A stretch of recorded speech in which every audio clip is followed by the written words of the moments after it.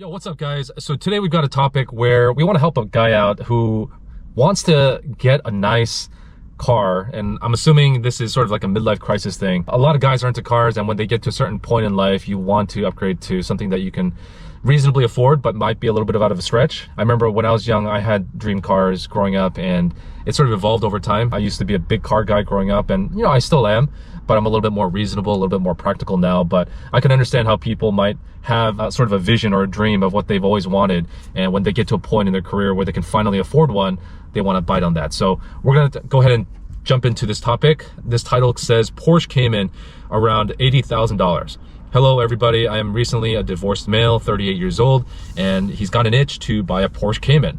Great choice, by the way. I've also wanted a Cayman. Actually, the GT4 variant is the one that I still want, and I'm still debating whether or not to get one, but neither here nor there, but great choice anyways. He was raised under extreme poverty in a third world country. Sometimes he can only have food once a day. Yeah, that's definitely different than what we have here in the US, where it's just excess. And he says that not sure if that's playing a trick here. He says that his net worth, NW, is $700,000, and he took a hit due to the divorce, so I don't know if that's the before or after. His total comp is $400,000. His monthly expense is around $3,000, where he paid $100 for a studio apartment and utilities. OMED, I'm not sure what this stands for, but it says it's paid for by the employer, car insurance, gas, internet, phone, entertainment, grocery. So he's basically listing out all of his monthly expenses, and it seems like it's coming a little bit over $1,000. He also says that he has no debt. All right. So let's take a look at his situation. Your financial situation, dude, is pretty solid. I mean, for a guy who's 38 years old, you don't mention what type of job you're in, but it says here that you work for Credit Suisse. So I'm going to assume that you're either in a tech role at Credit Suisse or some sort of an investment banker. Although if you're saying that your total comp is 400,000, and I'm assuming that's an annual salary, it's probably not going to be a banker. I'm going to assume here that you're probably in the tech space as an engineer, data scientist, or something like that. So you also don't mention where you live, but if you're paying $1,900 for a studio apartment plus utilities, I would say that's a pretty good cost of living where you're able to save a huge chunk of your monthly income.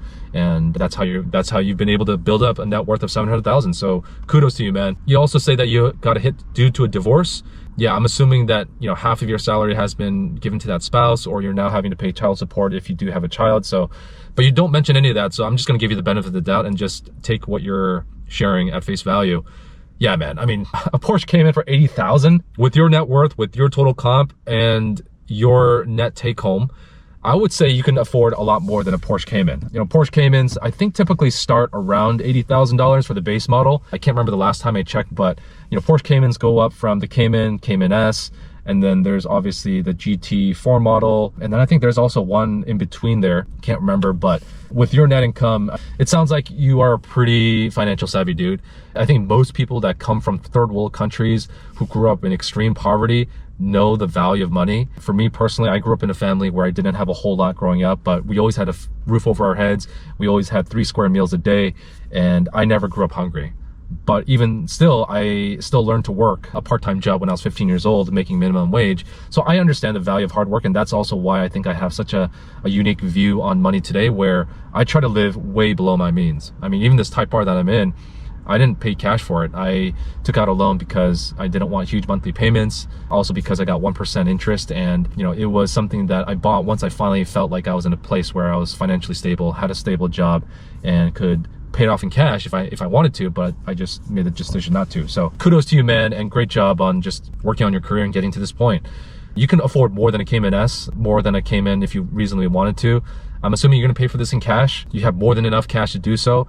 And at your age, at 38 years old, dude, live a little, man. Enjoy your life. You can always enjoy these things later on in life too, but with less energy, with more commitments, and potentially having a family and kids one day, you might not have as much free time to be able to enjoy and take the Cayman out on a track or just enjoy the roads whenever you want.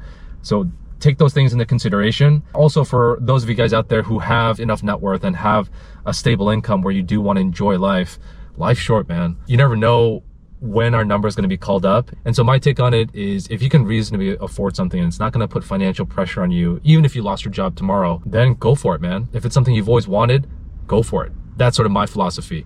Don't YOLO, don't go crazy and buy, a $300,000, $400,000 car when it's going to be 20, 30% of your net worth. That's stupid.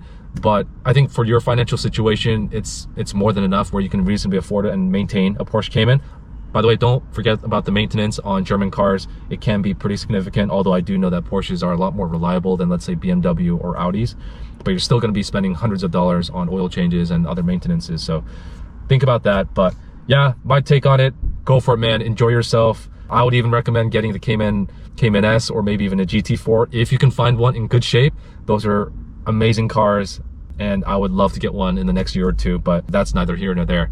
Enjoy your life, man. And you know, for those of you guys that are out there who are going through similar situations, hopefully this video was a little bit helpful. Those of you guys watching who've gone through something similar, who may have made a big purchase, did you guys regret your decision? Drop some comments down below, try to help a brother out, and we'll catch you guys in the next video. Peace.